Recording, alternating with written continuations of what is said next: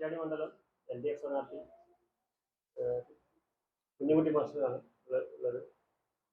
അപ്പം പ്രത്യേകിച്ച് ഈ തിരക്കുള്ള സമയത്ത് നമ്മളെ പരിപാടിയിൽ പങ്കെടുത്ത മാഷക്ക് സ്വാഗതം പറയണം.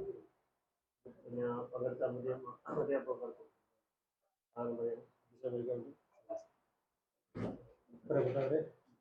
വടകര ജേർണലിസ്റ്റ് യൂണിയൻ സംഘടിപ്പിക്കുന്ന 5ാമത്തെ ഇന്നത്തെ കാൻഡിഡേറ്റ് പരിപാടിയാണ് ഇവിടെ നടത്തുന്നത്. ഇതിൽ നമ്മുടെ ക്ഷണം സ്വീകരിച്ച് നമ്മുടെ അതിഥിയായി എത്തിയത് കുറ്റ്യാടി മണ്ഡലം LDF സ്ഥാനാർത്ഥി KP കുഞ്ഞഹമ്മദ് കുട്ടി മാസ്റ്ററാണ്. അദ്ദേഹത്തെ പരിപാടിയിലേക്ക് ക്ഷണിക്കുന്നു. ഒപ്പം നമുക്ക് സമയമില്ല, കലാശക്കൊട്ടിന് ഏതാനും മണിക്കൂർ ബാക്കിയുള്ളൂ. അപ്പം സ്ഥാനാർത്ഥി എത്രയും പെട്ടെന്ന് നമുക്ക് വിട്ടുകൊടുക്കണം മണ്ഡലത്തിൽ. അതിനു മുമ്പ് നമ്മുടെ കുറഞ്ഞ ചോദ്യങ്ങളും കാര്യങ്ങളൊക്കെ ആയിട്ട് പെട്ടെന്ന് സ്ഥാനാർത്ഥിയെ ഒഴിവാക്കണം. പിന്നെ അതിനുള്ള എല്ലാ ഇതും നിങ്ങളുടെ ഭാഗത്തു നിന്ന് ഉണ്ടാവണം. അതിന് പരിപാടിക്ക് നിങ്ങളെ ഓരോരുത്തരെയും ക്ഷണിക്കുന്നു.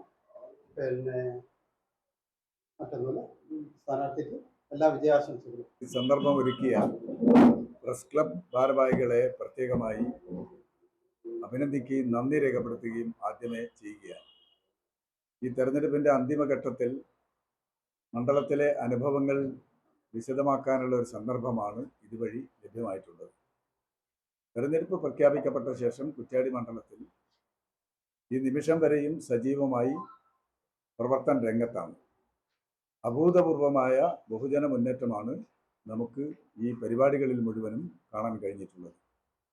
അത് കുറ്റ്യാടി മണ്ഡലത്തിൻ്റെ മാത്രം സ്ഥിതിയല്ല, കേരളത്തിലുടനീളം മൂന്നാമതും LDF സർക്കാർ അധികാരത്തിൽ വരണമെന്ന ഒരു പൊതുവികാരത്തിൽ കേരളീയ സമൂഹം നിൽക്കുന്ന സാഹചര്യമാണ് നമുക്ക് കാണാൻ കഴിയുന്നത്. ഒന്നാം പിണറായി സർക്കാർ തുടക്കം കുറിച്ച വികസന പ്രവർത്തനങ്ങൾക്ക് തുടർച്ചയുണ്ടായത് തുടർഭരണം കൊണ്ടാണ്. അപ്പോൾ കേരളത്തിലെ കഴിഞ്ഞകാല രാഷ്ട്രീയ അനുഭവങ്ങൾ വെച്ച് പരിശോധിക്കുമ്പോൾ തുടർഭരണം കൊണ്ട് മാത്രമേ തുടർ വികസനം ഉണ്ടാകൂ എന്ന് കേരളത്തിലെ ജനങ്ങൾക്ക് ബോധ്യമായിരിക്കും.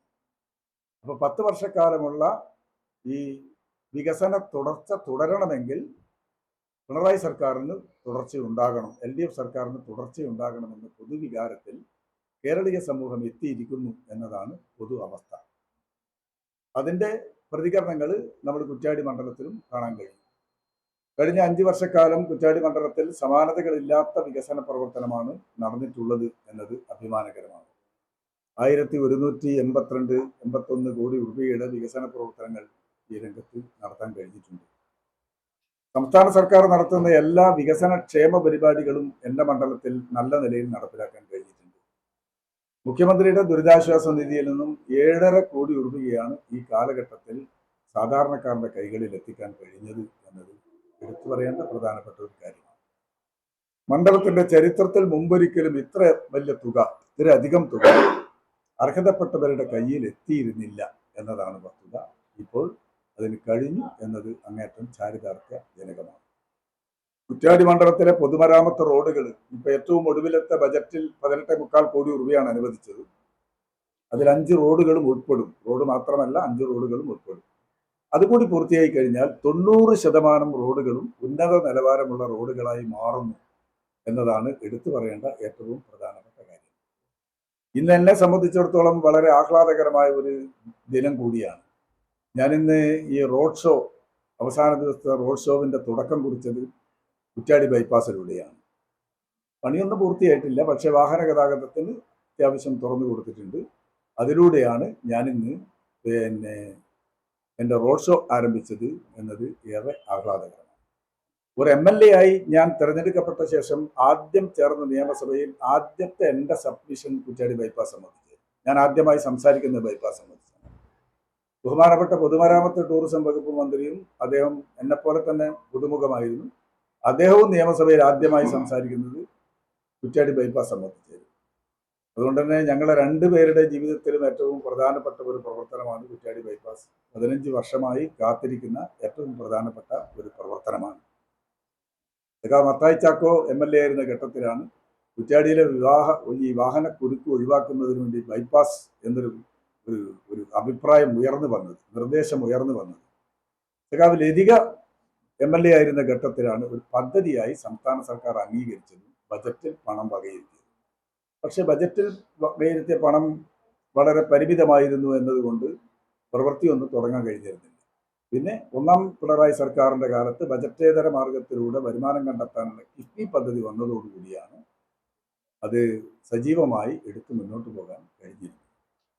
യഥാർത്ഥത്തിൽ 7 വർഷം മുമ്പേ പൂർത്തീകരിക്കേണ്ട ഒരു പദ്ധതിയാണ്.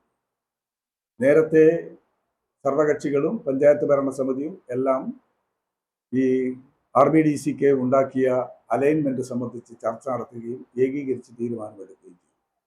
പക്ഷെ ഭൂമി ഏറ്റെടുക്കലിന്റെ പ്രാഥമികമായ നടപടി കല്ലിടലാണ് എന്നറിയാമല്ലോ, ബെക്മാർക്ക്. ആ ബെക്മാർക്ക് 90% ബെക്മാർക്ക് ചെയ്തപ്പോൾ 10% ഡീവിയേഷൻ വന്നു എന്നുള്ളതാണ് ഗൗരവമായ വിഷയം. അവിടെയുള്ള 3 വീടുകൾ, ഒരു വീട്ടിന്റെ മുറ്റം, മറ്റ് സ്ഥാപനങ്ങളെല്ലാം തകരുന്ന രൂപത്തിലുള്ള അലൈൻമെന്റിൽ മാറ്റം വന്നു. നിലവിലുള്ള റോഡ് ഒഴിച്ചു നിർത്തുകയും ചെയ്തു. ഇതാണ് പ്രതിഷേധത്തിന് ഇടയായതും കോടതിയിൽ കേസ് വന്നതും എന്നതാണ് വസ്തുത. യഥാർത്ഥത്തിൽ ആ അലൈൻമെന്റിൽ മാറ്റം വന്നില്ലായിരുന്നുവെങ്കിൽ 6-7 വർഷം മുമ്പേ കുറ്റ്യാടി ബൈപ്പാസ് ഉദ്ഘാടനം ചെയ്യാൻ കഴിയുമായിരുന്നു. പിന്നീട് ആ അലൈൻമെന്റിൽ വന്ന മാറ്റം തിരുത്തി പഴയതുപോലെ നേരത്തെ തീരുമാനിച്ച അലൈൻമെന്റ് പ്രകാരം മാറ്റുന്ന നടപടിയാണ് എൻ്റെ ഭാഗത്തുനിന്നുണ്ടായത്. അങ്ങനെയാണ് ഇപ്പോഴെങ്കിലും ആ തടസ്സങ്ങളൊക്കെ നീക്കി ഇപ്പോഴെങ്കിലും ഉദ്ഘാടനം ചെയ്യുന്ന ഘട്ടത്തിലേക്ക്, ഉദ്ഘാടനത്തിനായിട്ടില്ല, ഉദ്ഘാടനം ചെയ്യുന്ന ഘട്ടത്തിലേക്ക് ബൈപ്പാസ് എത്തിയിരിക്കുന്നത് എന്ന് കാണാം. എന്തിനാണ് ഈ അലൈൻമെന്റിൽ മാറ്റം വരുത്തിയത് എന്നത് ദുരൂഹമാണ്. നിലവിലുള്ള റോഡ് ഒഴിച്ചു നിർത്തി തൊട്ടടുത്ത് വരുന്ന ഒരു ബിസിനസ് സ്ഥാപനത്തിന്റെ സൗകര്യാർത്ഥമാണെന്ന് ജനങ്ങൾ പറയുന്നു. ആ രൂപത്തിൽ ഒരു ബിസിനസ് താല്പര്യത്തിന്റെ അടിസ്ഥാനത്തിലാണ് യഥാർത്ഥത്തിൽ ബൈപ്പാസ് ഇങ്ങനെ താമസിച്ചു പോയത് എന്നത് ദൗർഭാഗ്യകരമായ അവസ്ഥയാണ്. ഏതായാലും മണ്ഡലത്തിലെ 90% റോഡുകളും അനുവദിച്ച പദ്ധതികൾ കൂടി നടപ്പിലാക്കുമ്പോൾ നല്ല നിലയിൽ ആയി മാറും. മണ്ഡലത്തിലെ മുഴുവൻ സർക്കാർ സ്കൂളുകൾക്കും കെട്ടിടമുണ്ടാക്കാൻ ആവശ്യമായ പണം അനുവദിച്ചു എന്നതാണ് മറ്റൊരു എടുത്തു പറയുന്നത്. ഇനി കുറ്റ്യാടി മണ്ഡലത്തിൽ സർക്കാർ സ്കൂളുകൾക്ക് പുതിയ കെട്ടിടത്തിന്റെ ആവശ്യമുണ്ടാവില്ല. ആ രൂപത്തിൽ എല്ലാ സ്കൂളുകൾക്കും ലഭിച്ചു. 2 AEOS ഓഫീസ് വാടക കെട്ടിടത്തിലായിരുന്നു, അത് സ്വന്തം കെട്ടിടത്തിലേക്ക് മാറ്റി. 2 ITകൾ വളരെ പരിതാപകരമായ നിലയിൽ ഒരു വാടക കെട്ടിടത്തിലാണ്. അത് രണ്ടും ഏറ്റവും മനോഹരമായ കെട്ടിടം, നിങ്ങളെല്ലാം കണ്ടിട്ടുണ്ടാകും. മനോഹരമായ കെട്ടിടം ഉണ്ടാക്കി അടുത്ത അക്കാദമിക് ഇയറിൽ അങ്ങോട്ട് മാറ്റാൻ കഴിയും. വളരെ പ്രസിദ്ധമായ കക്കട്ടിൽ പ്രവർത്തിക്കുന്ന വോളിബോൾ അക്കാദമി ഇപ്പോഴും പഞ്ചായത്ത് ഓഫീസിന് മുകളിലാണ്. സ്വന്തമായ 1 ഏക്കർ സ്ഥലമുണ്ട്. വർഷങ്ങൾക്ക് മുമ്പേ നാട്ടുകാർ നൽകിയതാണ് സ്ഥലം. അവിടെ ഹോസ്റ്റൽ ഉണ്ടാക്കാനും ഗ്രൗണ്ട് ഉണ്ടാക്കാനും പണം അനുവദിച്ച് അതിൻ്റെ പ്രവൃത്തി നടക്കുകയും അത് പൂർത്തിയായി കഴിഞ്ഞാൽ ആ സ്ഥാപനം സ്വന്തം കെട്ടിടത്തിലേക്കായി മാറും. പിന്നെ വിദ്യാഭ്യാസത്തിന്റെ ഗുണനിലവാരം മെച്ചപ്പെടുത്തുന്നതിന് വേണ്ടി സ്മാർട്ട് കുറ്റ്യാടി MLAയുടെ പ്രത്യേക വിദ്യാഭ്യാസ പദ്ധതിയാണ് നല്ല നിലയിൽ നടപ്പിലാക്കി മുന്നോട്ട് പോകാൻ കഴിഞ്ഞിട്ടുണ്ട്. കുറ്റ്യാടി താലൂക്ക് ആസ്പത്രിയാണ് ഏറ്റവും പ്രധാനപ്പെട്ട സ്ഥാപനം. 10 പഞ്ചായത്തിലെ രോഗികൾ വരുന്ന ആ സ്ഥാപനത്തിന് സ്ഥലപരിമിതിയാണ് ഏറ്റവും പ്രധാനപ്പെട്ട പ്രശ്നം. 28.5 കോടി രൂപ അനുവദിപ്പിക്കാൻ എൻ്റെ ഈ കാലഘട്ടത്തിൽ കഴിഞ്ഞു എന്നത് അഭിമാനകരമായ നേട്ടമായി ഞാൻ കാണുകയാണ്. ഇപ്പം അത് അന്തിമഘട്ടത്തിലാണ് നിർമ്മാണം. മെയ് മാസമാകുമ്പോഴേക്ക് എന്തായാലും കെട്ടിടത്തിന്റെ നിർമ്മാണം പൂർത്തീകരിക്കാൻ കഴിയും എന്നാണ് കണക്കാക്കുന്നത്. എല്ലാ ആസ്പത്രികളും നല്ല നിലയിൽ, പ്രൈമറി ഹെൽത്ത് സെന്റർ മുഴുവനും കുടുംബാരോഗ്യ കേന്ദ്രങ്ങളായി മാറി. ഒരു ഡോക്ടർക്ക് പകരം 3 ഡോക്ടർ പ്രവർത്തിക്കുന്ന, വൈകുന്നേരം വരെ പ്രവർത്തിക്കുന്ന സാഹചര്യങ്ങളുണ്ടായി. ഹോമിയോ ക്ലിനിക്കുകളും ആയുർവേദ ക്ലിനിക്കുകളും നല്ല നിലയിൽ പ്രവർത്തിച്ച് മുന്നോട്ട് പോകുന്നുണ്ട്. അങ്ങനെ ആരോഗ്യരംഗത്തും നല്ല രൂപത്തിലുള്ള മുന്നേറ്റം സംഘടിപ്പിക്കാൻ കഴിഞ്ഞിട്ടുണ്ട്. പിന്നെ VS മുഖ്യമന്ത്രിയായിരുന്ന ഘട്ടത്തിലാണ് മണിമലയിൽ കോക്കനട്ട് പാർക്കിന് വേണ്ടി സ്ഥലം ഏറ്റെടുത്തത്. വളമരങ്കരയും വ്യവസായ വകുപ്പ് മന്ത്രിയായിരുന്നു. KK ലതിക MLA ആയിരുന്നു. നാളികേര വിലയിടിവിൻ്റെ ഒരു ഘട്ടത്തിലാണ് 2007-08 നാളികേരത്തിൻ്റെ ഏറ്റവും വില ഇടിഞ്ഞ ഒരു കാലഘട്ടമായിരുന്നു. അന്ന് നാളികേര കൃഷിക്കാരെ രക്ഷിക്കാൻ എന്താണ് മാർഗമെന്ന ചർച്ചയുടെ ഫലമായിട്ടാണ് നാളികേരത്തിന്റെ മൂല്യവർദ്ധിത ഉൽപ്പന്നങ്ങൾ ഉണ്ടാക്കുന്ന ഒരു വ്യവസായ കേന്ദ്രം സ്ഥാപിക്കുക. അങ്ങനെയാണ് മണിമലയിൽ സ്ഥലം ഏറ്റെടുക്കുന്നത്. 2010 ഒടുവിലാണ് സ്ഥലം ഏറ്റെടുത്തത്. ഞാൻ 2021 2016 ആകുമ്പോഴേക്ക് സ്ഥലം ഏറ്റെടുക്കേണ്ട നടപടികൾ മുഴുവനും പൂർത്തിയായിരുന്നു. 21 ഞാൻ ഏറ്റെടുക്കുമ്പോൾ ഞാൻ സ്ഥാനാർത്ഥിയായി മത്സരിക്കുന്ന ഘട്ടത്തിൽ വേളം നിവാസികളുടെ നിവേദനം എന്തായിരുന്നു എന്ന് പറഞ്ഞാൽ കാട്ടുമൃഗ ശല്യത്തിൽ നിന്ന് ഞങ്ങളെ രക്ഷിക്കണം എന്നത്. ഞാൻ MLA ആയി ഉടനെ ചെയ്തത് പറഞ്ഞാൽ മുഴുവൻ സ്ഥലത്തെയും 116 ഏക്കറിലെയും കാട് വെട്ടിത്തെളിയിക്കാൻ ആവശ്യമായ നടപടികൾ സ്വീകരിക്കാൻ ചുറ്റുമതിൽ കെട്ടി, ഗേറ്റ് വെച്ചു, മറ്റ് സംവിധാനങ്ങൾ ചെയ്തു. ഇപ്പം 5 ഏക്കർ സ്ഥലം സംരംഭകർക്ക് കൊടുക്കാൻ പറ്റിയ പാകത്തിൽ മാറ്റം വരുത്താൻ കഴിഞ്ഞിട്ടുണ്ട്. അപേക്ഷ ക്ഷണിച്ചിട്ടുണ്ട് KSIDC. വ്യവസായ സംരംഭകർക്ക് നാളികേരാധിഷ്ഠിത വ്യവസായമോ ഭക്ഷ്യ സംസ്കരണമോ ആയിരിക്കണമെന്ന് മാത്രം അങ്ങനെ വന്നു കഴിഞ്ഞാൽ അവർക്ക് സ്ഥലം ലഭ്യമാകുന്ന സാഹചര്യം ഇപ്പോൾ മണിമലയിൽ ഉണ്ടായിട്ടുണ്ട്. അതാണ് ഒരു എടുത്തു പറയത്തക്ക നേട്ടമായി കാണുന്നത്. ഒരു ടൂറിസം രംഗത്ത് ഒരു ഡെസ്റ്റിനേഷനായി കുറ്റ്യാടി മാറി എന്നുള്ളതാണ്. നേരത്തെ പൈങ്കുറ്റിമല പൂർത്തിയായതാണ് ഒന്നാം പിണറായി സർക്കാരിൻ്റെ കാലം. ഇപ്പം ലോകനാർഗാവ് കൂടി പൂർത്തിയാകുന്നതോടുകൂടി ലോകനാർഗാവ് പൈങ്കുറ്റിമല പ്രധാനപ്പെട്ട ഒരു കേന്ദ്രമായി മാറി. മലബാറിലെ ആദ്യത്തെ കളരി മ്യൂസിയം വരാൻ പോകുന്നത് അവിടെയാണ്. പഴയൊരു പുതിയോട്ടൽ കൊട്ടാരം പുതുക്കി പണിയുന്നുണ്ട്. അതുകൂടി സ്ഥാപിച്ചു കഴിഞ്ഞാൽ അത് പൂർത്തിയായി മുന്നോട്ട് പോകാൻ കഴിയും. അതുപോലെ മഞ്ചയിൽ കടവ് മണിയൂരിൽ ഉള്ള പ്രധാനപ്പെട്ട ഒരു ടൂറിസം കേന്ദ്രമായി ദിവസം നൂറുകണക്കിന് പേർ സന്ദർശിക്കുന്ന ഒരു കേന്ദ്രമായി മാറി. ചൊവ്വാപ്പുഴയിലൊരു കേന്ദ്രം തുടങ്ങാൻ പോകുന്നു. ചെരണ്ടത്തൂർ ചടയിൽ പ്രവൃത്തി ഉദ്ഘാടനം നടത്തിയിട്ടുണ്ട്. മറ്റു പ്രവർത്തനങ്ങൾ ഇനി നടത്തണം. പ്രധാനപ്പെട്ട കേന്ദ്രമായി മാറി. വടകര മാഹി കനാല് ഒരു റീച്ച് കൂടി കഴിഞ്ഞാൽ യാഥാർത്ഥ്യമാണ്. മൂന്നാമത്തെ റീച്ച് മാത്രമേ ബാക്കിയുള്ളൂ. കുറ്റ്യാടിപ്പുഴയിൽ നിന്ന് ഉപ്പുവെള്ളം കയറാതിരിക്കുന്നതിന് വേണ്ടി ഈ മാങ്ങാമ്പഴി ഷട്ടർ കം ബ്രിഡ്ജ് 31 കോടി രൂപ ചെലവിൽ നിർമ്മിച്ച് പൂർത്തീകരിച്ചു കഴിഞ്ഞു. മാങ്ങാമൊഴി മുതൽ കോട്ടപ്പള്ളി വരെ ബോട്ടിന് സഞ്ചരിക്കാൻ പറ്റുന്ന രൂപത്തിൽ ആഴവും വീതിയും ഒക്കെ കൂട്ടി റെഡിയായിട്ടുണ്ട്. പക്ഷെ കോട്ടപ്പള്ളി പാലത്തിന് ഉയരമില്ല. ഇത് നിലവിലുള്ള പാലം പൊളിച്ചു മാറ്റി 17.5 കോടി രൂപയുടെ പുതിയ പാലം പണി അവിടെ നടക്കുക. ഈ രൂപത്തിൽ അത് പൂർത്തിയായി കഴിഞ്ഞാൽ വടകര, കുറ്റ്യാടി, വടകര, അതുപോലെ നാദാപുരം മണ്ഡലങ്ങളിൽ ചരക്ക് ഗതാഗത രംഗത്തും ടൂറിസം രംഗത്തും വലിയ മുന്നേറ്റം സംഘടിപ്പിക്കാൻ സഹായിക്കുന്ന ഏറ്റവും പ്രധാനപ്പെട്ട പദ്ധതിയാണ്. മറ്റൊന്ന്, കുറ്റ്യാടിയുടെ പ്രത്യേകത ഈ കോഴിക്കോട് ജില്ലയിൽ വടകര താലൂക്കിൽ ഏറ്റവും കൂടുതൽ നെൽകൃഷി ഇടങ്ങൾ ഉള്ളത് ഒരു മണ്ഡലമാണ്. പക്ഷേ 50% താഴെ സ്ഥലത്ത് മാത്രമേ നെൽകൃഷി ചെയ്യുന്നുള്ളൂ. വെള്ളക്കെട്ടാണ് പ്രധാനപ്പെട്ട കാരണം. കുറ്റ്യാടിപ്പുഴയുടെ ലെവലിനേക്കാൾ താഴെയാണ് എന്നതാണ് അതിൻ്റെ അടിസ്ഥാന കാരണം.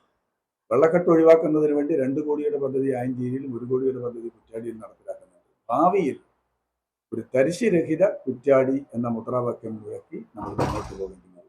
മലയോരമോ കടലോരമോ കുറ്റ്യാടിയിൽ ഇല്ലെങ്കിലും 3 ഭാഗവും കുറ്റ്യാടി പുഴയാൽ ചുറ്റപ്പെട്ട് കിടക്കുന്ന പ്രദേശം വളരെ മനോഹരമാണ്. ഏത് പോയിന്റും ടൂറിസത്തിന് ഏറ്റവും സാധ്യതയുണ്ട്. അപ്പോൾ ടൂറിസവും കാർഷിക രംഗവും ബന്ധപ്പെടുത്തിക്കൊണ്ടുള്ള പുതിയ പ്രോജക്റ്റുകൾ രൂപീകരിച്ച് ഭാവിയിൽ മുന്നോട്ട് പോകണം എന്ന് തന്നെയാണ് കാണാൻ കഴിയുന്നത്. ആ രൂപത്തിലുള്ള പദ്ധതികൾ സ്വീകരിച്ച് മുന്നോട്ട് പോകും. ഈ സന്ദർശന വേളയിലെല്ലാം മനസ്സിലാക്കാൻ കഴിഞ്ഞ ഭരണവിരുദ്ധ വികാരം എന്നൊന്നില്ല എന്നതാണ്. സംസ്ഥാന സർക്കാരിൻ്റെതായാലും മണ്ഡലത്തിലേതായാലും വികസനത്തോട് താല്പര്യപൂർവ്വമാണ് എല്ലാ തലത്തിലുമുള്ള, കക്ഷി രാഷ്ട്രീയമൊന്നും അതിനില്ല, എല്ലാ തലത്തിലുമുള്ള സാധാരണ ജനങ്ങൾ നോക്കിക്കാണുന്നത് എന്നത് പ്രത്യേകം എടുത്തു പറയേണ്ട ഒരു കാര്യമാണ്. അതുകൊണ്ട് വളരെ LDFിനെ സംബന്ധിച്ചിടത്തോളം വളരെ ആശാവഹമായ ഒരു സാഹചര്യമാണ് കുറ്റ്യാടി മണ്ഡലത്തിലുള്ളത്.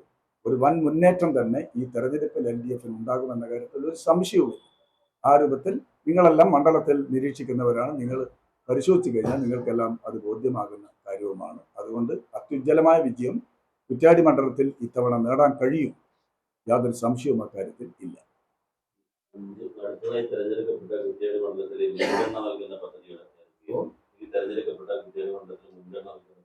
മുൻഗണന നൽകുന്ന ഞാൻ സൂചിപ്പിച്ചിട്ടുള്ളത് കാർഷിക രംഗത്തും ടൂറിസം രംഗത്തും ഊന്നി നിന്നുകൊണ്ടുള്ള വലിയ പദ്ധതികളാണ്. ഏറ്റവും മുൻഗണന നൽകേണ്ടത് 28.5 കോടി രൂപ ചെലവഴിച്ചുകൊണ്ട് നിർമ്മിക്കുന്ന കെട്ടിടം ഉദ്ഘാടനം ചെയ്താലും ആസ്പത്രിയുടെ ഭാഗമാക്കി മാറ്റണമെങ്കിൽ വലിയൊരു പ്രവർത്തനം വരും. നിങ്ങൾക്കറിയാം, ഒരു കെട്ടിടം മാത്രം പോരല്ലോ. അതാണ് ഏറ്റവും പ്രധാനപ്പെട്ട ഒരു പദ്ധതി. കുറ്റ്യാടി താലൂക്ക് ആസ്പത്രിയുടെ പുതിയ കെട്ടിടം ആസ്പത്രിക്ക് പ്രയോജനപ്രദമായ ഒരു കാര്യം. രണ്ടാമത്തെ, മണിമലയിലെ കോക്കനട്ട് പാർക്കിൽ കൂടുതൽ വ്യവസായ സംരംഭം കൊണ്ടുവരാനുള്ള ഇടപെടൽ. പിന്നെ വരുന്നത് നെൽകൃഷി. ഞാൻ തരിശുരഹിത കുറ്റ്യാടി ഈ വടകര താലൂക്കിന്റെ നെല്ലറയായി കുറ്റ്യാടി മാറ്റാൻ വേണ്ടിയുള്ള പ്രവർത്തനം തുടങ്ങി വെച്ചിട്ടുണ്ട്. പക്ഷെ അത് കൂടുതൽ വിവരമായി നമ്മൾ ഭാവിയിൽ കൊണ്ടുപോകേണ്ടത്. അതോടൊപ്പം ടൂറിസത്തിന് അനുയോജ്യമായ സ്ഥലമാണ്. പ്രത്യേകിച്ച് കുറ്റ്യാടി പുഴയോരം മുഴുവനുള്ളത്. അതിൽ ഊന്നിൽ നിന്നുകൊണ്ടുള്ള വികസന പരിപാടികളാണ് നമ്മൾ ചെയ്യേണ്ടത്. ഇത്തവണത്തെ LDFിന്റെ തെരഞ്ഞെടുപ്പ് വാഗ്ദാനമുണ്ട്. അതിൽ ഒരു സാമൂഹ്യ പ്രശ്നം കൂടി ഉന്നയിക്കുന്നുണ്ട്. നിങ്ങളുടെ ശ്രദ്ധയിൽ അത് വന്നു. ആ സാമൂഹ്യ പ്രശ്നം എന്താണെന്ന് പറഞ്ഞാൽ ചെറുപ്പക്കാർക്ക് കല്യാണം കഴിക്കാൻ സ്ത്രീകളെ കിട്ടാത്തത് ഗൗരവമാണ്. ആ പ്രശ്നം, അതിന്റെ ഗൗരവം ഈ സ്മാർട്ട് കുറ്റ്യാടിയുടെ ഭാഗമായി 28 LP സ്കൂളുകളിൽ 50-ൽ താഴെ കുട്ടികൾ എന്ന് പറഞ്ഞാൽ സർക്കാരിന്റെ വ്യാഖ്യാനം അനുസരിച്ച് ഒരു സാമ്പത്തികമായി നിലനിൽപ്പില്ലാത്ത സ്ഥാപനമായി അൺഎക്കണോമിക്. ഞാൻ ആ 28 സ്ഥാപനത്തിലും ഞാനും അധ്യാപകന്മാരും പോയി രാഷ്ട്രീയ പാർട്ടികളെയും രക്ഷിതാക്കളെയും നാട്ടുകാരെയും എല്ലാം വിളിച്ചിരുത്തി ചർച്ച നടത്തി ഇടപെട്ടു. അതിന്റെ ഫലമായി 5-8 വിദ്യാലയങ്ങളിൽ 50-ൽ കൂടുതൽ അഡ്മിഷൻ. ഇതിൽ 28 വിദ്യാലയങ്ങൾ 100-ൽ പരം വർഷം കഴിഞ്ഞ വിദ്യാലയങ്ങളാണ് എന്നതാണ് മറ്റൊരു പ്രത്യേകത. ഓരോ ഗ്രാമത്തിന്റെ ചരിത്രമാണ്. പക്ഷേ ചില സ്ഥാപനങ്ങളിലൊന്നും നമ്മൾ എത്ര ശ്രമിച്ചാലും കുട്ടികളുടെ എണ്ണം വർദ്ധിക്കാത്ത സാഹചര്യം. ഞാൻ ഒരു സ്ഥലത്ത് ഒരു യോഗം കഴിഞ്ഞ് വിരിഞ്ഞു പോയപ്പോൾ ഒരാൾ എൻ്റെ അടുത്ത് ചെറുപ്പക്കാരൻ എന്നോട് വന്നു പറഞ്ഞു, മാഷിപ്പോ കുട്ടികൾ 1-ാം ക്ലാസ്സിൽ ചേരാത്തതിനെ സംബന്ധിച്ച് ഈ സ്കൂളിന്റെ ചുറ്റും 32 ചെറുപ്പക്കാർ കല്യാണം. അവർ 42 വയസ്സ് വരെ പ്രായം. പത്രക്കാരായി നിങ്ങളും വളരെ ഗൗരവപൂർവ്വം പരിഗണിക്കേണ്ട ഒരു സാമൂഹ്യ പ്രശ്നമാണ്. ഇപ്പം എൻ്റെ പഞ്ചായത്തിൽ കുറ്റ്യാടി മണ്ഡലത്തിൽ പട്ടികവർഗക്കാരില്ല. ജനസംഖ്യ സെൻസസ് അനുസരിച്ച് കുറ്റ്യാടി മണ്ഡലത്തിൽ പട്ടികവർഗക്കാർ. പക്ഷെ 17 പട്ടികവർഗക്കാർ എൻ്റെ കുറ്റ്യാടി പഞ്ചായത്തിൽ. സെൻസസ് നടന്നാൽ ഒരു പറയോ ജാതി പറയോ എന്നറിയില്ല. ഇവിടെ നിന്നൊക്കെ കല്യാണം കഴിച്ചിട്ടുണ്ട്. HD കോട്ടയിൽ നിന്ന്, വയനാട്ടിൽ നിന്ന്, അതിനപ്പുറമുള്ള സ്ഥലത്തും ഗോവയിൽ നിന്ന് വരെ പ്രാന്തപ്രദേശത്ത് വരെ കല്യാണം കഴിച്ച് കൊണ്ടുവരും. ഇതൊരു വലിയ സാമൂഹ്യ പ്രശ്നമാണ്. 42-45 വയസ്സായിട്ടും കല്യാണം കഴിക്കാത്ത യുവാക്കളുടെ എണ്ണം നിങ്ങളുടെ അന്വേഷണാത്മക പത്രപ്രവർത്തനം നടത്തുന്ന ഊർജ്ജസ്വലമായ ചെറുപ്പക്കാരൻ ഇതൊരു വിഷയമായി ഏറ്റെടുത്ത് പഠിക്കേണ്ട പ്രശ്നമാണ്. അപ്പോൾ മാനിഫെസ്റ്റോയിൽ കുറ്റ്യാടി മാനിഫെസ്റ്റോയിൽ പറയുന്നത് അത്തരം ആൾക്കാർക്ക് അനുയോജ്യമായ വധുവിനെ കണ്ടെത്താനുള്ള സംവിധാനം ഒരു പരിപാടിയായി പറയുന്നുണ്ട്. ഇതൊരു സാമൂഹ്യമായ പ്രശ്നമാണ്. നമ്മൾ അഭിസംബോധന പെണ്ണുങ്ങൾക്ക്. പക്ഷെ സ്ത്രീകൾക്ക് ഭർത്താവിനെ കിട്ടാത്ത പ്രശ്നം അത്ര ഗൗരവമായി പൊതുരംഗത്ത് വന്നിട്ടില്ല എന്നാ എനിക്ക് തോന്നേ. എനിക്ക് തോന്നല മറ്റതാണ് ഏറ്റവും കൂടുതൽ വന്നിട്ടുള്ളത്.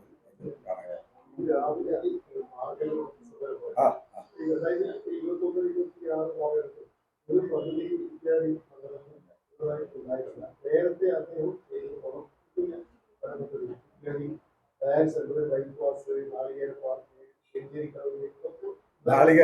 നാളികേര പാർക്ക് സഖാവ് KK ലതികയും VS അച്യുതാനന്ദൻ സർക്കാരിന്റെ കാലത്താണ് ഭൂമി ഏറ്റെടുത്തത്. പൈതൃകം അവകാശപ്പെട്ടു കഴിഞ്ഞാൽ ആരവകാശപ്പെടണം? വേറൊരു കാര്യം, ജനാധിപത്യത്തിൽ ജനപ്രതിനിധികൾ തുടർച്ചയാണ്. ഒരു ജനപ്രതിനിധി വന്നു കഴിഞ്ഞാൽ മുൻ ജനപ്രതിനിധി തുടങ്ങി വെച്ചതും തുടങ്ങാത്തതുമായ പ്രവർത്തനങ്ങൾ ഏറ്റെടുത്ത് മുന്നോട്ട് കൊണ്ടുപോകേണ്ടത്. ഉദാഹരണമായി പറയാം, ഞാൻ MLA ആയി തെരഞ്ഞെടുക്കപ്പെട്ട ശേഷം മണ്ഡലത്തിൽ മുഴുവൻ വർക്കുകളും ഞാൻ അവലോകനം ചെയ്തു. ഉദ്യോഗസ്ഥന്മാർ വിളിച്ച് അവലോകനം. അപ്പോഴാണ് കാണുന്നത് ഒരു ഉദാഹരണം പറയാം. വടകര വില്യ പള്ളിച്ചേരക്കാടുണ്ട്. 2017-18 ബജറ്റ് പ്രസംഗത്തിൽ വടകര താലൂക്കിൽ 2 റോഡുകളായിരുന്നു. ഒന്ന് കൈനാട്ടി നാദാവൂർ റോഡും ഒന്ന് വടകര വില്യ പള്ളിച്ചേരക്കാടും. 12 മീറ്റർ വീതിയിൽ സൗജന്യം കൊടുക്കണമെന്ന വ്യവസ്ഥയാണ് ഉണ്ടായിരുന്നത്. കൈനാട്ടി നാദാവൂർ റോഡ് നാദാപുരം MLAയും രാഷ്ട്രീയ പാർട്ടികളും ചേർന്ന് അന്ന് തന്നെ മുൻകൈയെടുത്ത് പ്രായോഗികമായി വർഷങ്ങൾക്ക് മുമ്പേ നടപ്പിലാക്കി. പക്ഷേ വടകര വില്യാപ്പള്ളി ചേരക്കാട് റോഡിൽ മുൻകൈ എടുക്കാൻ ആരും ഉണ്ടായില്ല. ഞാൻ അന്വേഷിച്ചപ്പോൾ കിഫ്ബി പറഞ്ഞു നടപ്പിലാകാത്ത പദ്ധതികളുടെ ലിസ്റ്റിൽ ഉൾപ്പെടുത്തി കഴിഞ്ഞു. അവരെ വർക്കുകൾ നടക്കുന്നത് നടപ്പാക്കാത്തത് നടക്കാത്ത. ഞാനും സഖാവ് വിജയേട്ടനും പോയി മുഖ്യമന്ത്രിയെ കണ്ട് നിവേദനം സമർപ്പിച്ച് ഞങ്ങൾ എന്തായാലും നടപ്പിലാക്കി, ഞങ്ങൾക്ക് അവസരം തരണം എന്ന് പറഞ്ഞതിന്റെ ഭാഗമായിട്ടാണ് ഞങ്ങൾ ആ പ്രവർത്തനം തുടങ്ങിയത്. 3 മണ്ഡലത്തിലെയും MLAമാർ ചേർന്നുകൊണ്ട് സർവകക്ഷികളെ വിളിച്ചു, ജനപ്രതിനിധികളെ വിളിച്ചു, കമ്മിറ്റി ഉണ്ടാക്കി, വീട് വീടാന്തരം കയറി കൺസെന്റ് വാങ്ങി. 3.5 വർഷക്കാലമാണ്. കൺസെന്റ് വാങ്ങാൻ തുടങ്ങിയപ്പോൾ ആക്ഷൻ കമ്മിറ്റി വന്നു, കേസ് വന്നു, പത്രസമ്മേളനം വന്നു. ഞങ്ങൾക്ക് അറിയാമല്ലോ. ആ എതിർപ്പുകളൊന്നും വകവെക്കാതെ, പക്ഷെ അവരുടെ ഡിമാൻഡ്, ന്യായമായ ഡിമാൻഡ് ഞങ്ങൾ അംഗീകരിച്ചു. മതിൽ പൊളിക്കുമ്പോൾ മതിൽ കെട്ടിക്കൊടുക്കണം, പീടിക മുറിച്ചു കഴിഞ്ഞാൽ റിപ്പയർ ചെയ്യണം. രണ്ടും എസ്റ്റിമേറ്റിൽ ഉൾപ്പെടുത്തിക്കൊണ്ട് പുതിയ ഉത്തരവ്. മുഖ്യമന്ത്രിക്ക് ഞാനാണ് നിവേദനം കൊടുത്തത്. എൻ്റെ നിവേദനത്തിന്റെ അടിസ്ഥാനത്തിൽ തന്നെയാണ് ഉത്തരവ് വന്നത്. നിങ്ങൾക്ക് കാണാൻ കഴിയുന്നതാണ്. അങ്ങനെയാണ് ഇപ്പോൾ പ്രവൃത്തി. കുറേ പേർ അതോടുകൂടിയാണ് അനുകൂലിക്കാൻ കഴിഞ്ഞത്. അങ്ങനെ ആണ് ഇപ്പം 85% കൺസെന്റ് കിട്ടിയപ്പോൾ ടെൻഡർ ചെയ്ത് ഒരാളുകൾ എടുത്തു. പക്ഷെ വർക്ക് നടക്കുന്നത് കുറ്റ്യാടി നാദാപുരത്ത് മാത്രം. 5 വിളക്ക് മുതൽ അങ്ങോട്ട് എടുക്കണമെന്ന് തീരുമാനിച്ച് വടകര മണ്ഡലത്തിൽ നടന്നില്ല. നടക്കാത്തത് കൊണ്ട് അവരെയും വെയിറ്റ് ചെയ്ത് നിന്നാൽ ഞങ്ങളുടെ പ്രവർത്തനം നടക്കാതെ പോകുക എന്നതുകൊണ്ട് 1-ാം ഘട്ടം എന്ന രൂപത്തിൽ ഞങ്ങൾ ടെൻഡർ ചെയ്ത് വടകര മണ്ഡലത്തിൽ ആ മുൻകൈ ഉണ്ടായില്ല എന്ന വസ്തുത നമ്മൾ 2017-18 58 കോടി രൂപ അനുവദിച്ചിട്ട് എന്തേ നടപ്പിലാക്കാതെ? ആരാണ് അതിന് ഉത്തരവാദി? അപ്പുറം കൈനാട്ടി നാദാപുരം റോഡ് നടന്നു, വടകര വില്യാപ്പള്ളി ചേലക്കാട് റോഡ് നടന്നു. അവകാശവാദം ഉന്നയിക്കുന്നവർ അവർ പറയും. എന്താ അതിന് കാരണം? കുറ്റ്യാടി ബൈപ്പാസ് മത്തായി ചാക്കോന്റെ കാലത്താണ്, ഞാൻ നേരത്തെ പറഞ്ഞത് വീണ്ടും ആവർത്തിക്കേണ്ട കാര്യമില്ല. എല്ലാവർക്കും അവരവരുടേതായ പങ്കുണ്ടാകാം. പക്ഷെ അലൈൻമെന്റ് മാറ്റിയെന്തിന്? നിങ്ങൾക്ക് അറിയാത്തതുകൊണ്ട് നിങ്ങൾ ചോദിച്ചിട്ടുണ്ടാവില്ല. സന്ദർഭം കിട്ടിയാൽ ചോദിച്ചു, എന്തിനാണ് അലൈൻമെന്റ് മാറ്റി? ആർക്ക് വേണ്ടിയാണ് അലൈൻമെന്റ്? അതിന്റെ ഫലമായിട്ടാണ് ആ പ്രവൃത്തി ഇത്രയും താമസിച്ചില്ലെങ്കിൽ നേരത്തെ തന്നെ ഉദ്ഘാടനം ചെയ്യാൻ കഴിയുന്ന ഒരു പ്രവൃത്തിയായിരുന്നു. ഇനി ഞാൻ എന്തെങ്കിലും വികസന പ്രവർത്തനം നടത്തണോ എന്നത് തർക്ക പ്രശ്നമായിട്ടൊന്നും എടുക്കേണ്ടതില്ല. ജനങ്ങൾ തീരുമാനിക്കട്ടെ ഞാൻ എന്ത് നടത്തിയില്ല എന്ന്. അതല്ലേ 21 നടക്കാൻ പോകുന്ന ഇപ്പൊ തെരഞ്ഞെടുപ്പ്. അതിന്റെ ഭാഗമായി ജനങ്ങൾ തീരുമാനിക്കും. ഇനി പത്രക്കാരായ നിങ്ങൾ എന്റെ മണ്ഡലത്തിൽ ഒന്ന് സഞ്ചരിച്ച് നിങ്ങൾ പറ, 10 കൊല്ലമായി 2010 അനുവദിച്ച 2 IT-കളുണ്ട്. നിങ്ങൾ അതിന്റെ ശോചനീയാവസ്ഥ കാരണം വില്യാപ്പള്ളിയും മണിയും വാടക കിട്ടും. IT എന്ന ഏറ്റവും പ്രധാനപ്പെട്ട സ്ഥാപനങ്ങൾ, ക്യാമ്പസ് ഇല്ല, ലാബില്ല, സൗകര്യമില്ല, വർക്ക്ഷോപ്പില്ല, എല്ലാം ഇടുങ്ങിയ. ഇപ്പൊ നിങ്ങൾ നോക്കൂ, അതിനും അവകാശവാദം ഉന്നയിക്കുന്നത്. എനിക്കതിനൊന്നും ആക്ഷേപമില്ല. അവകാശവാദം തെരഞ്ഞെടുപ്പല്ലേ, തെരഞ്ഞെടുപ്പിൽ ന്യായീകരണം കണ്ടെത്താനും മുന്നിൽ നിൽക്കാനും വേണ്ടി അവകാശവാദങ്ങളൊക്കെ ഉന്നയിക്കുന്നത്. അതിൽ എനിക്ക് വിരോധമൊന്നുമില്ല. അങ്ങനെ ആർക്കും അവകാശവാദം ഉന്നയിക്കുന്നത്. പിന്നെ ഇതൊക്കെ തുടർച്ചയാണ് നമ്മൾ കാണുന്നത്. സർക്കാർ ഫണ്ട് അനുവദിച്ചുകൊണ്ട് മാത്രം കാര്യമുണ്ട്. ഞാൻ 21 വർഷം തദ്ദേശ സ്വയംഭരണ സ്ഥാപനത്തിൽ പ്രവർത്തിച്ച ഒരാളാണ്. ഗ്രാമപഞ്ചായത്ത് മുതൽ ജില്ലാ പഞ്ചായത്ത്. എനിക്കറിയാം ഫണ്ട് കിട്ടിക്കഴിഞ്ഞാൽ എങ്ങനെ വിനിയോഗിക്കണം, എവിടെ തടസ്സം എങ്ങനെ മാറ്റണം, അതെങ്ങനെ മുന്നോട്ട് പോകണം എന്ന് എനിക്ക് അനുഭവമുണ്ട്. ഈ 21 വർഷക്കാലത്തെ ആ പ്രവർത്തനത്തിനിടെ എനിക്ക് നല്ല അനുഭവമുണ്ട്. ഫണ്ട് വാങ്ങിയതുകൊണ്ടൊന്നും മാത്രം കാര്യം. ഫണ്ട് വാങ്ങി സൂക്ഷിക്കാൻ ആർക്കും കഴിയും. അത് കുറച്ച് കഴിയുമ്പോൾ നഷ്ടപ്പെടും. ഫണ്ട് കിട്ടിക്കഴിഞ്ഞാൽ അത് ത്വരിതഗതിയിൽ നടപ്പിലാക്കാൻ കഴിയും. ഈ പറയുന്ന ഫണ്ടൊക്കെ കിട്ടിയിട്ടുണ്ട്. 1ാം പിണറായി സർക്കാരിന്റെ പ്രത്യേകതയുണ്ട്, അതും നിങ്ങൾ കാണേണ്ടതാണ്. വികസന ക്വയറ്റിന്റെ ഒരു കാലഘട്ടമാണ്. ഒരു മണ്ഡലം MLA എന്തൊക്കെ ആവശ്യപ്പെട്ടു, 140 മണ്ഡലങ്ങളിൽ ഏറ്റവും കൂടുതൽ ആവശ്യപ്പെട്ടവർക്ക് ഏറ്റവും കൂടുതൽ ഫണ്ട് കിട്ടി. അതിൽ വൈമുഖ്യം പ്രകടിപ്പിച്ചവർക്ക് അങ്ങനെ കിട്ടി. കുറ്റ്യാടിയൊന്നും അധികം ആവശ്യപ്പെട്ടു. അതുകൊണ്ടാണ് വൻകിട പദ്ധതികളൊന്നും വരാതെ പോയത്. വന്ന പദ്ധതികൾക്ക് പണം അനുവദിച്ചിട്ട് നടപ്പിലാക്കിയില്ല. ഏത് നടപ്പിലാക്കി? കുട്ടോത്തട്ടക്കുണ്ട് കടവിന് കിഫ്ബി ഫണ്ടാണ്, നടപ്പിലാക്കിയോ? വടകര വില്യാപ്പള്ളി ചേലക്കാട് റോഡിന് കിഫ്ബി ഫണ്ടാണ്, നടപ്പിലാക്കിയോ? കുറ്റ്യാടി ബൈപ്പാസിന് കിഫ്ബി ഫണ്ടാണ്, നടപ്പിലാക്കിയോ? ഏത് നടപ്പിലാക്കി? സംസ്ഥാന സർക്കാർ പണം അനുവദിച്ചിട്ടുണ്ട് നിവേദനവും കൂടാതെ. അത് നടപ്പിലാക്കാൻ തയ്യാറായില്ല എന്നുള്ളതാണ് ഗൗരവമായ വിഷയം. ഞാൻ ആ പ്രവർത്തനമൊക്കെ ഏറ്റെടുത്ത് നടപ്പിലാക്കിയിട്ടുണ്ട്. ഞാൻ നടപ്പിലാക്കേണ്ട എന്റെ ചുമതലയല്ലേ MLA എന്നത്. അനുവദിച്ച ഫണ്ട് മുഴുവനും കുറ്റ്യാടിക്ക് പ്രയോജനപ്പെടുത്താൻ ഫലപ്രദമായി ഞാൻ ഇടപെട്ടിട്ടുണ്ട്. റോഡുകളുടെ എണ്ണമൊന്നും ഞാൻ പറയുന്നില്ല, നിങ്ങളുടെ നാട്ടിൽ പോയി ചോദിച്ചാൽ മതി. അദ്ദേഹത്തിന്റെ കാലത്ത് നടന്ന റോഡ് അതാണ്, എന്റെ കാലത്ത് നടന്ന റോഡ് അതാണ്, അദ്ദേഹത്തിന്റെ കാലത്ത് നടന്ന റോഡാണ്. ഇനി 28.5 കോടി രൂപ കുറ്റ്യാടി ബൈപ്പാസിന്റെ ആണ് പറയുന്നതെങ്കിൽ 2024 ടെൻഡർ ചെയ്തത്. 2024 ആരാ MLA? 2024 ടെൻഡർ ചെയ്ത ഒരു പ്രവൃത്തി ഞാൻ പ്രസംഗിക്കാനായിട്ട് കേട്ടിട്ടുണ്ട്. ഇങ്ങനെ പറഞ്ഞിട്ടുണ്ട് 90% ഞാൻ പൂർത്തിയാക്കി എന്ന് പറഞ്ഞു പോയി. അതെങ്ങനെയാ? 2024 ടെൻഡർ ചെയ്തൊരു വർക്ക് 90% ഞാനാണ് പൂർത്തിയാക്കുന്നത് ഒരാൾ പറഞ്ഞാൽ അയാളുടെ സാധാരണ മാത്രമേ എനിക്കുള്ളൂ. എനിക്ക് അയാളോട് വേറെ ഒന്നും ഇതൊന്നുമില്ല. തെരഞ്ഞെടുപ്പല്ലേ, തെരഞ്ഞെടുപ്പിൽ പിടിച്ചു നിൽക്കാൻ വേണ്ടി ഇങ്ങനെയുള്ള അഭ്യാസങ്ങളൊക്കെ കാണിക്കുന്ന കാര്യം. പക്ഷെ പഴയ കാലത്ത് ജനങ്ങളല്ലേ, അവരുടെ കൺമുമ്പിലേക്ക് നിങ്ങൾ കുറ്റ്യാടി മണ്ഡലത്തിൽ എവിടെ പോയി കുഞ്ഞമ്മ കുട്ടി ഒരു വികസനവും നടത്തിയില്ലെന്ന് പറഞ്ഞാൽ ജനങ്ങൾ വിശ്വസിക്കാമോ? അന്വേഷിക്കും. അഭിമാനപൂർവ്വം തന്നെയാണ് ഞാൻ ജനങ്ങളെ അഭിനയിക്കുന്നത്. എനിക്കതിലൊരു സംഭവമില്ല. ഞാൻ പറഞ്ഞ കാര്യങ്ങളൊക്കെ നടപ്പിലാക്കി മുന്നോട്ട് പോകാൻ കഴിഞ്ഞു.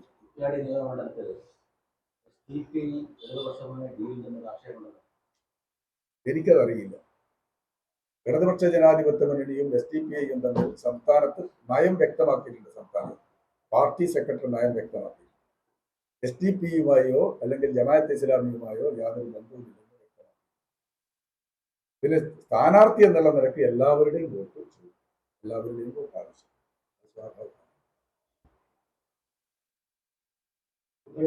വികസനമാണോ രാഷ്ട്രീയമാണോ രണ്ട് പ്രശ്നങ്ങളും പരിഗണിക്കും.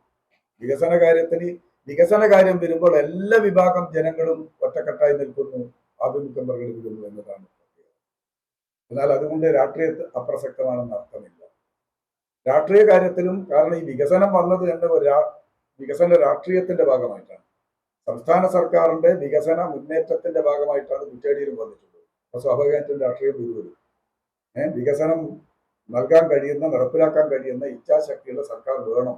എങ്കിലേ വികസനം നടക്കൂ, വികസന തുടർച്ചയുണ്ടാകൂ എന്ന വികാരമാണ് പൊതുവിൽ നിൽക്കുന്നത് എന്നാണ് ഞാൻ മനസ്സിലാക്കുന്നത്. UDF സ്ഥാനാർത്ഥി ആരോപിച്ചത് ബോംബ് സ്ഫോടനമാണ്. അതുമായി ബന്ധപ്പെട്ട് പിന്നെ ഭക്ഷണത്തെ അവലംബിച്ചു. അതോടൊപ്പം പിന്നീട് ജനത്തിൽ ഇറങ്ങിയപ്പോൾ അവർക്ക് സ്വീകരണം കൊടുക്കുന്നുണ്ട്. മന്ത്രിയെ കല്ലെറിഞ്ഞവർക്ക് സ്വീകരണം കൊടുത്തിട്ടുണ്ടോ? ഞാൻ ചോദിക്കട്ടെ, മന്ത്രിയെ ആക്രമിച്ച് ജയിലിൽ കിടന്നവർ പുറത്തു വന്നപ്പോൾ സ്വീകരണം കൊടുത്തിരുന്നു? എനിക്കറിയാൻ സ്വീകരണം കൊടുത്തിരുന്നു. ആരെങ്കിലും പിന്നെ സ്വീകരണം കൊടുത്തോ ഇല്ലയോ എന്ന് എനിക്കറിയില്ല. അപ്പം അതൊക്കെ സാധാരണ രാഷ്ട്രീയ രംഗത്ത് നിൽക്കുന്ന സാധാരണ ചോദ്യങ്ങൾ മാത്രമാണ്. അല്ലാതെ ഗൗരവതരമായ ഒരു ക്രമസമാധാന പ്രശ്നം ഇപ്പൊ കുറ്റ്യാടി മണ്ഡലത്തിലോ കേരളത്തിലോ കോഴിക്കോട്ടോ ഇല്ല എന്നത് വസ്തുതയാണ്. പഴയതിലേക്കൊന്നും പറയാൻ ഞാൻ ആഗ്രഹിക്കുന്നില്ല. നമ്മൾ ഓർമ്മിക്കാൻ പോലും ആഗ്രഹിക്കാത്ത ഒരുപാട് പ്രശ്നങ്ങൾ നടന്ന നാടാണ് ഈ വടകരക്കാലം. ഞാനത് പറയേണ്ടതില്ലല്ലോ. അതൊക്കെ ആരെ ഭരണത്തിലാണ്, ഏത് ഭരണത്തിലാണ്? ആ വിഷയത്തിൽ അങ്ങനെയൊക്കെ ക്ഷീണം സംഭവിച്ചത്. കാരണം കേസുവിന്റെ ജില്ലാ സെക്രട്ടറിയുടെ വീട്ടിൽ പോകുന്ന വിഷയത്തിൽ അത് പാർട്ടിയായിട്ട് ഒരു ബന്ധമില്ലാതെ ആദ്യഘട്ടത്തിൽ പറഞ്ഞു. പാർട്ടിയായിട്ട് ഒരു ബന്ധവുമില്ല. കാരണം പാർട്ടിക്ക് സുവ്യക്തമായ നിലപാടുണ്ട്.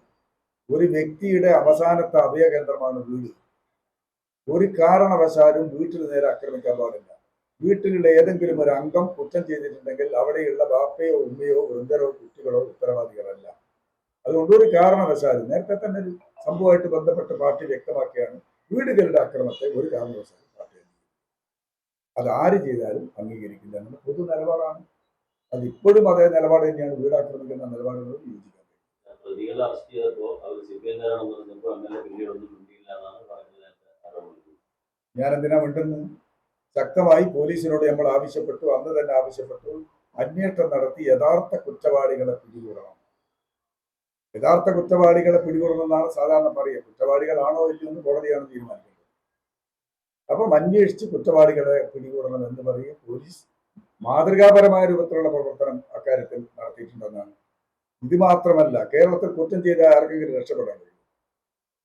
പണ്ട് കാലത്ത് ശരിയായിരുന്നു, ഇപ്പം ആർക്കും കഴിയും. പോലീസ് അങ്ങ് ഉണർന്ന് പ്രവർത്തിച്ചു കഴിഞ്ഞാൽ ഏത് പ്രതിയെയും, പഴയതുപോലെയല്ലല്ലോ, പുതിയ കാലഘട്ടത്തിൽ ശാസ്ത്രീയമായ സമീപനം സ്വീകരിച്ച് പിടിക്കുന്നവരാണ്. അങ്ങനെ ശ്രദ്ധേയമായ രൂപത്തിൽ പോലീസ് നടപടികൾ സ്വീകരിച്ചാൽ പിന്നെ എംഎൽഎ എന്തിനാ ഒരു അഭിപ്രായം പറയും? എംഎൽഎ പറയേണ്ട അവസരത്തിൽ പറഞ്ഞിട്ടുണ്ട്. ഒരു പ്രശ്നവുമില്ല, ഒരു പ്രശ്നമില്ല. പാർട്ടിയുടെ നിലപാട് സുവ്യക്തമാണ്. അതുകൊണ്ട് ഈ തെരഞ്ഞെടുപ്പിൽ അതൊരു പ്രശ്നമേ ആയിരിക്കില്ല, യാതൊരു സംശയം അക്കാര്യത്തിൽ. എല്ലാ തെരഞ്ഞെടുപ്പുകളിലും ക്രമസമാധാന പ്രശ്നം ഉയർത്തി തെരഞ്ഞെടുപ്പ് ക്യാമ്പയിൻ നടത്തുന്ന രീതിയാണ് UDF-നുണ്ടായിരുന്നത്. ഞാൻ 77 മുതൽ തെരഞ്ഞെടുപ്പിൽ പങ്കെടുക്കുന്ന ഒരാളാണ്. 77 എന്ന് പറഞ്ഞാൽ അടിയന്തരാവസ്ഥയിൽ അയവ് വരുത്തി തെരഞ്ഞെടുപ്പിലാണ് ആദ്യം ഞാൻ പങ്കെടുത്തത്. അതുമുതൽ ഇങ്ങോട്ടുള്ള അനുഭവങ്ങൾ എനിക്ക് പറയാൻ പറ്റും. പക്ഷെ ഇത്തവണ അങ്ങനെ ഒരു ആക്ഷേപം ഉന്നയിക്കുന്ന ഒരു സാഹചര്യം കേരളത്തിൽ 10 വർഷത്തിനിടയിൽ ഒരു വർഗീയ കലാപം ഉണ്ടായില്ല, ജാതീയ സംഘർഷം ഉണ്ടായില്ല, എടുത്തു പറയത്തക്ക ക്രമസമാധാന പ്രശ്നമില്ല. അതിനു മുമ്പേ അങ്ങനെയാണോ? എണ്ണിയാൽ തീരാത്ത ക്രമസമാധാന പ്രശ്നം നമ്മൾ ഇവിടെ ഈ വടകര താലൂക്കിൽ മുഴുവനില്ലേ. അതുകൊണ്ട് ഇപ്പൊ ക്രമസമാധാന പ്രശ്നം ഉന്നയിക്കാൻ ഒരു ചാൻസ് ഇല്ല. ഇതൊരു നിമിത്തമായി ഇപ്പം ക്രമസമാധാന പ്രശ്നം ഉയർത്തുന്നു എന്ന് മാത്രമേ ഉള്ളൂ. അല്ലാതെ നിങ്ങൾക്ക് തന്നെ അറിയാമല്ലോ, എന്ത് ക്രമസമാധാന പ്രശ്നവും ഗൗരവമായ പ്രശ്നവുമാണ്. കുറ്റ്യാടി മണ്ഡലത്തിലായാലും വടകര താലൂക്കിലായാലും പൂർണ്ണ സമാധാനം കാര്യത്തിലാണ്. പോലീസ് ഏറ്റവും ഫലപ്രദമാണ് എന്ന് പറയുമ്പോൾ തന്നെ LDF നൽകിയ ഒരു പരാതിയായിരുന്നു കാഫി സ്ക്രീൻഷോട്ടേജ് ബന്ധപ്പെട്ട് LDF നൽകിയ ഒരു പരാതിയായിരുന്നു. ആ കേസ് ഇപ്പോൾ പ്രതികളിലേക്ക് എത്തിയില്ല എന്നുള്ളത് അവസാനിപ്പിക്കാൻ വേണ്ടി പോലീസ് കോടതിയിൽ. എനിക്കതിനെ സംബന്ധിച്ച് അറിയില്ല. ഞാൻ മനസ്സിലാക്കുന്നത് അന്വേഷണം നടക്കുന്നുണ്ട് എന്നാണ് എൻ്റെ അറിവ്. എനിക്കത് കൂടുതൽ അറിയില്ല.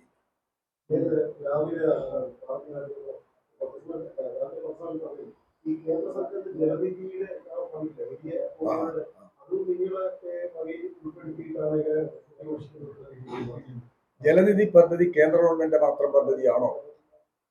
50% കേന്ദ്രവും 50% സംസ്ഥാനവും. സംസ്ഥാനത്തിന് തന്നെ തദ്ദേശ സ്വയംഭരണ വകുപ്പിൻ്റെതുണ്ട്, ഗുണഭോക്താക്കളുടെ വിഹിതമുണ്ട്. ഗുണഭോക്താക്കളുടെ വിഹിതത്തിന്റെ പേരിലാണ് എന്റെ മണ്ഡലത്തിലുള്ള പല പഞ്ചായത്തുകളും ഈ പ്രോജക്റ്റ് ഏറ്റെടുക്കാതിരുന്നത്.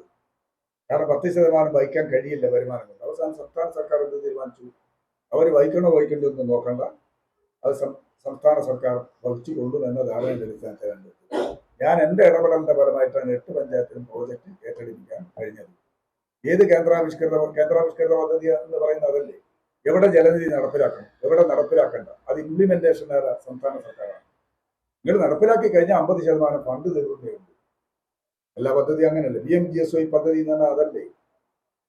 വീട് നിർമ്മാണത്തിൽ ചെറിയൊരു വിഹിതം കേന്ദ്രത്തിന്റെ, ഏതിലാ വിഹിതമില്ലാത്തത്? അതെങ്ങനെ കേന്ദ്രത്തിന്റെ ഇത് മാത്രമോ? 50% സംസ്ഥാനത്തിൻ്റെതല്ലേ? ഞാൻ ഇടപെട്ട് 8 പഞ്ചായത്തിലും ഈ ജലനിധി പദ്ധതി, അതിൽ 100% വീടിൽ വെള്ളം എത്തിച്ചിട്ടുണ്ട്. നിങ്ങൾ അറിയുമെന്നറിയാമോ? അത് ജലജീവൻ പദ്ധതിയിൽ 100% വെള്ളം എത്തിച്ച പഞ്ചായത്താണ് കുന്നുന്നത്. എൻ്റെ പഞ്ചായത്തിൽ 85% കുറ്റേടി മറ്റുള്ളത് നടന്നുകൊണ്ടിരിക്കുകയാണ്. അപ്പം മുഴുവൻ വീടുകളിലും ശുദ്ധജലം എത്തിക്കാൻ വേണ്ടിയുള്ള പദ്ധതിക്ക് ഞാൻ മുൻകൈ എടുത്താൽ എനിക്കത് പറയാൻ പാടില്ലെന്നാണ്. കുറെ പഞ്ചായത്തുകളിൽ കണക്ഷൻ കൊടുത്തിട്ടുണ്ട്. കണക്ഷൻ കൊടുത്തിട്ട് എത്രയോ കാലമായി വെള്ളം ഇതുവരെ കിട്ടിയിട്ടില്ല. കുറെ പഞ്ചായത്തുകൾ കുന്നുമ്മലും കുറ്റാടി അനുഭവമില്ല. കുറ്റാടിയിൽ ഇപ്പം 15% ഞാൻ വെച്ചതെന്ന് പറഞ്ഞാൽ മുത്തൂർ എന്ന് പറയുന്ന പ്രദേശത്ത് കുന്നുണ്ട്. അതിനിപ്പോൾ 1 കോടി രൂപ പാസ്സായിക്കൊണ്ടിരിക്കുക. താഴെ ടാങ്കിൽ ശേഖരിച്ച് പ്രത്യേക പമ്പ് വെച്ച് കുന്നിന്റെ മുകളിൽ കൊണ്ടുപോകുന്ന പദ്ധതി. അതുകൊണ്ട് ജലജീവൻ പദ്ധതി അങ്ങനെ കേന്ദ്രത്തിനോട് വലിയ മമത തോന്നുന്ന ആരെങ്കിലും ഉണ്ടെങ്കിൽ പറഞ്ഞോട്ടെ, എനിക്കതിൽ എതിർപ്പൊന്നുമില്ല. പക്ഷെ ജലജീവൻ പദ്ധതി കേന്ദ്ര സംസ്ഥാന സംയുക്ത പദ്ധതിയാണ്. അത് എവിടെ നടപ്പിലാക്കണ്ടെന്ന് തീരുമാനിക്കുന്നത് സംസ്ഥാന സർക്കാർ തന്നെയാണ്. പാർലമെന്റ് തെരഞ്ഞെടുപ്പിൽ കുറ്റ്യാടി മണ്ഡലത്തിൽ UDF വലിയ മേൽക്കൈ ഉണ്ടായത്. പഞ്ചായത്ത് തെരഞ്ഞെടുപ്പ് നോക്കുമ്പോഴും അങ്ങനെ തന്നെയാണ് ഏതാണ്ട്. അതെങ്ങനെയാണ് നിങ്ങൾ കാണേണ്ടതെന്ന് പറഞ്ഞാൽ കേരളത്തിലെ ജനങ്ങളുടെ ഒരു പൊതു രീതി ആർക്കും അറിയാത്തതാണ്. തദ്ദേശ സ്വയംഭരണ സ്ഥാപനത്തിൽ തെരഞ്ഞെടുപ്പിന്റെ രീതി ഒരു രീതിയാണ്. നിയമസഭാ തെരഞ്ഞെടുപ്പ് വരുമ്പോൾ മറ്റൊരു രീതിയാണ്.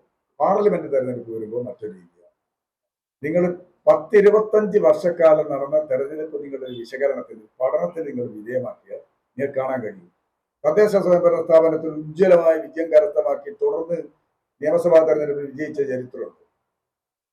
പാർലമെന്റ് തെരഞ്ഞെടുപ്പിലെ വിജയത്തിന്റെ അടിസ്ഥാനത്തിൽ നിയമസഭാ തെരഞ്ഞെടുപ്പ് 2019 പാർലമെന്റ് തെരഞ്ഞെടുപ്പ് എങ്ങനെയായിരുന്നു? 2019 പാർലമെന്റ് തെരഞ്ഞെടുപ്പിൽ എന്റെ ഓർമ്മ ശരിയാണെങ്കിൽ 110 സീറ്റുകളിൽ UDFന് ഭൂരിപക്ഷമായി. പക്ഷെ 2021 നിയമസഭാ തെരഞ്ഞെടുപ്പ് വന്നപ്പോൾ 99 സീറ്റിൽ എങ്ങനെ ജയിച്ചു?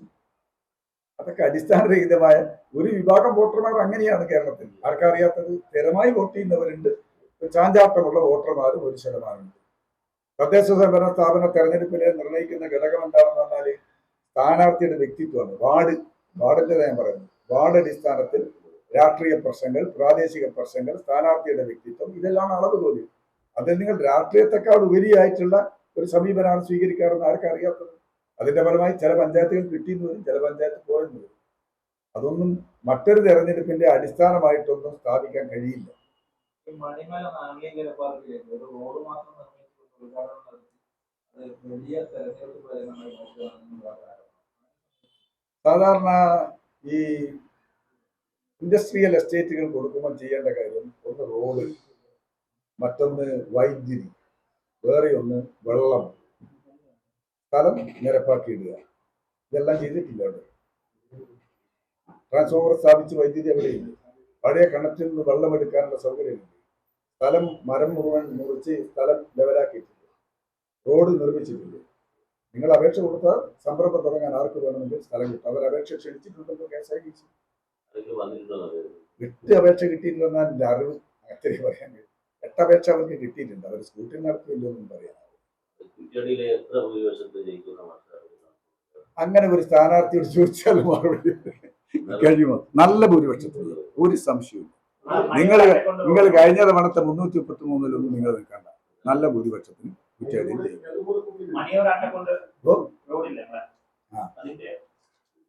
മണിയൂർ അട്ടക്കൊണ്ട് കടവ് റോഡ് നിങ്ങളെല്ലാം ഉയർത്തിക്കൊണ്ടുവരേണ്ട പ്രശ്നമാണ്.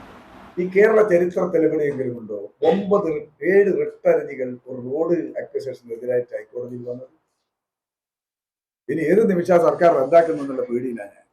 കാരണം എന്നോട് ഓഫീസ് ചോദിക്കുന്നു, നിങ്ങൾ എന്തിനാ MLA ഇങ്ങനെ നടക്കുന്നു, നിങ്ങളെ നാട്ടുകാർക്ക് വേണ്ടാത്ത റോഡിന് വേണ്ടി നടക്കുന്നു എന്നാണ് അവരുടെ ചോദ്യം. 7 റിട്ട് ഹർജികൾ എവിടെ നിങ്ങൾ കാണും?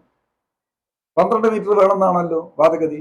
12 മീറ്റർ വേണമെന്ന് പറഞ്ഞ് ഹൈക്കോടതിയിൽ കൊടുത്ത റിട്ട് ഹൈക്കോടതി തള്ളിക്കളഞ്ഞു. 12 മീറ്റർ തള്ളിക്കളഞ്ഞു. തികച്ചും സാങ്കേതിക പ്രശ്നം ഉയർത്തിയാണ് 11-1 നോട്ടിഫിക്കേഷൻ റദ്ദാക്കിയത്.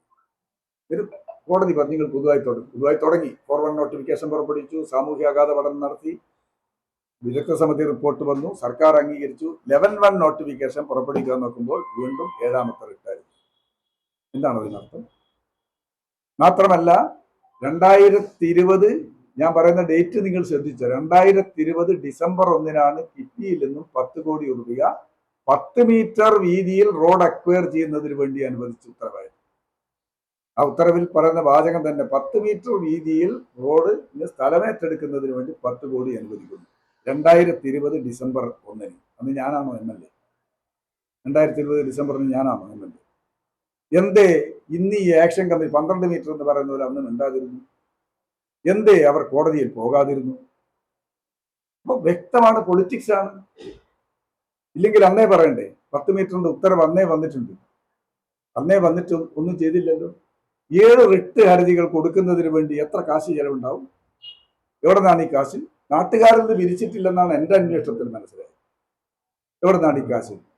ഇങ്ങനെ ലക്ഷങ്ങൾ കോടതിയിൽ ചെലവഴിച്ച് കേസ് നടത്താൻ ആരാണ്, ഏത് കോടീശ്വരനാണ് ഇതിന്റെ പിന്നിൽ?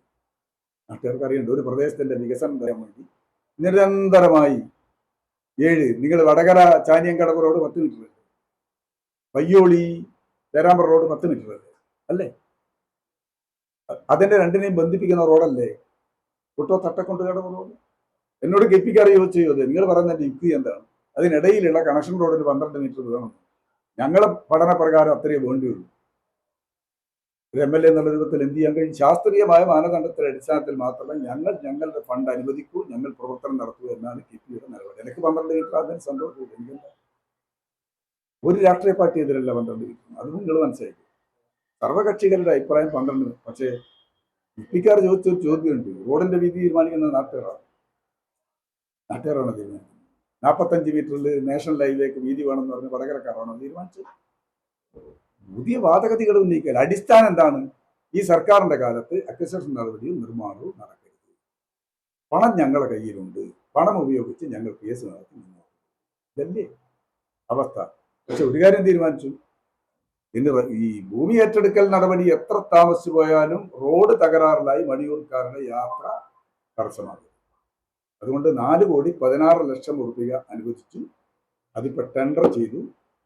ടെൻഡർ ഓപ്പൺ ചെയ്തിട്ടില്ല. ഇപ്പം ചട്ടമായതുകൊണ്ട് ടെൻഡർ 10 മീറ്റർ വീതിയിലല്ല, നിലവിലുള്ള റോഡ്. അതിൽ കൽവെട്ട് നിർമ്മാണം ഇല്ല, ഡ്രെയിനേജ് നിർമ്മാണം ഇല്ല, ഒന്നുമില്ല. നിലവിലുള്ള റോഡ് MSS വിത്ത് പേവർ എന്ന് പറയുന്ന രൂപത്തിലേക്ക് മാറ്റാൻ, പെട്ടെന്ന് തകർന്നു പോകാത്ത രൂപത്തിലേക്ക് മാറ്റാൻ 4,16,00,000 രൂപ പാസ്സായിട്ട് ഇപ്പൊ ടെൻഡർ ചെയ്തിട്ടുണ്ട്. അപ്പം അതിൽ 10 മീറ്റർ എന്നല്ല, നിലവിലുള്ള റോഡ് എങ്ങനെയാണ്? ടാർ ചെയ്ത ഭാഗം നന്നാക്കാൻ വേണ്ടി, നല്ല ലെവലിലാക്കാൻ വേണ്ടിയുള്ള ടെൻഡർ ഇപ്പൊ ചെയ്ത് കഴിഞ്ഞിട്ടുണ്ട്. സമാന്തരമായി 11-1 നോട്ടിഫിക്കേഷൻ വരികയും ചെയ്തിട്ടുണ്ട്. കോടതി എന്ത് പറയും നമുക്ക് ചെയ്യാൻ അറിയില്ല.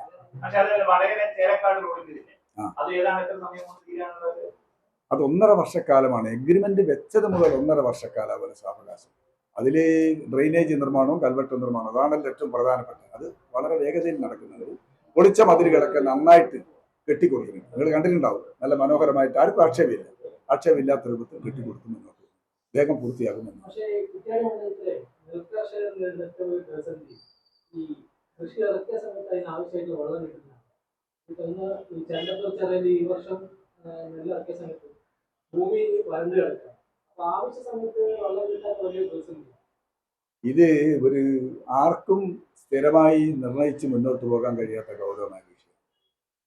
ഇപ്പൊ ജലനിർഗമന സംവിധാനം കുറെയൊക്കെ ശാസ്ത്രീയമായി ഉള്ളത് ചെണ്ടത്തൂർ ചിറയിൽ മാത്രമാണ്. ചെണ്ടത്തൂർ ചിറയിൽ കൂടുതൽ വെള്ളം ഉണ്ടാകുമ്പോൾ കുറ്റ്യാടിപ്പുഴയിലേക്ക് ഒഴുക്കാം. ആവശ്യമുള്ളപ്പോൾ കുറ്റ്യാടിപ്പുഴയിൽ തിരിച്ചു കയറ്റാനുള്ള സംവിധാനമുള്ളത് ചെണ്ടത്തൂരിൽ മാത്രമാണ്. വേളമാഞ്ചേരിയിലോ കുറ്റ്യാടിയിലോ അതുപോലെ തിരുവള്ളൂരിലോ ആ സൗകര്യമില്ല എന്നതാണ് പ്രശ്നം. ചെണ്ടത്തൂരിൽ പോലും കുറച്ച് ഭാഗത്ത് തരിച്ചിട്ടതായി കാണാം.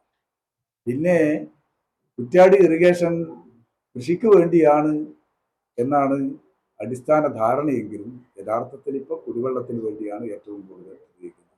കുടിവെള്ള പ്രശ്നവും കൃഷിയും തമ്മിൽ എത്തുമ്പോൾ ജനങ്ങളിൽ മുൻതൂക്കം നൽകുക കുടിവെള്ളത്തിന്. ഇതാണ് പ്രശ്നം. പിന്നെ ഈ കൃഷിഭൂമി ധാരാളമായിട്ടുണ്ട്.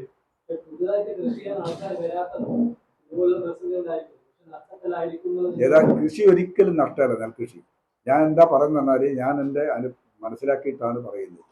നഷ്ടം വരുന്ന ചില സാഹചര്യങ്ങളുണ്ട്. ഒന്ന്, കിലോയ്ക്ക് 30 രൂപ വില കിട്ടുന്ന കേരളത്തിൽ കാർഷികോൽപ്പന്നങ്ങളിൽ സ്ഥിരവില ലഭിക്കുന്ന ഏക ഉൽപ്പന്നം നെല്ലാണ്. 22 കേന്ദ്രം കൊടുക്കുന്നു, 30 സംസ്ഥാനം കൊടുക്കുന്നു. സംഭരിക്കാൻ സംവിധാനമുണ്ട്. ഒന്ന്. രണ്ടാമത്, തരിശു നിലത്തിൽ കൃഷി നടത്തുമ്പോൾ 40,000 രൂപ സബ്സിഡി ഉണ്ട്. നെൽകൃഷിക്കാർക്ക് ബോണസ് നൽകുന്ന ഇന്ത്യ രാജ്യത്തെ ഏക സംസ്ഥാനം കേരളമാണ്. വേറെ എവിടെയില്ല. അവർക്ക് ഇൻഷുറൻസ് ഉണ്ട്.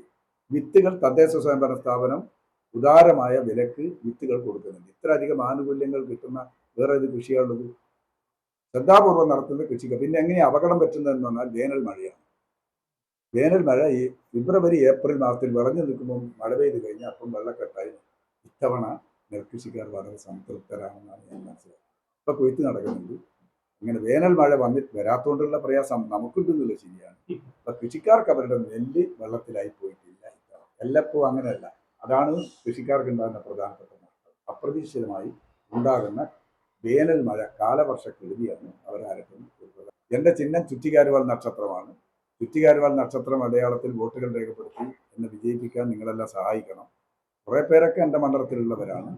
അല്ലാത്തവർക്ക് അവരുടെ ബന്ധുക്കൾ, കുടുംബക്കാർ, സുഹൃത്തുക്കൾ, വലിയ സുഹൃത്ത് വലയമുള്ളവരാണ് നിങ്ങൾ.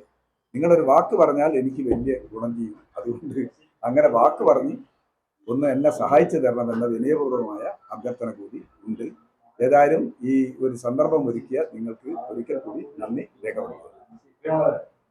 തെരഞ്ഞെടുപ്പിന്റെ ഏറ്റവും അവസാന നിമിഷത്തിലേക്ക് മണിക്കൂറിലേക്കാണ് നമ്മളിപ്പോൾ കടന്നുകൊണ്ടിരിക്കുന്നത്.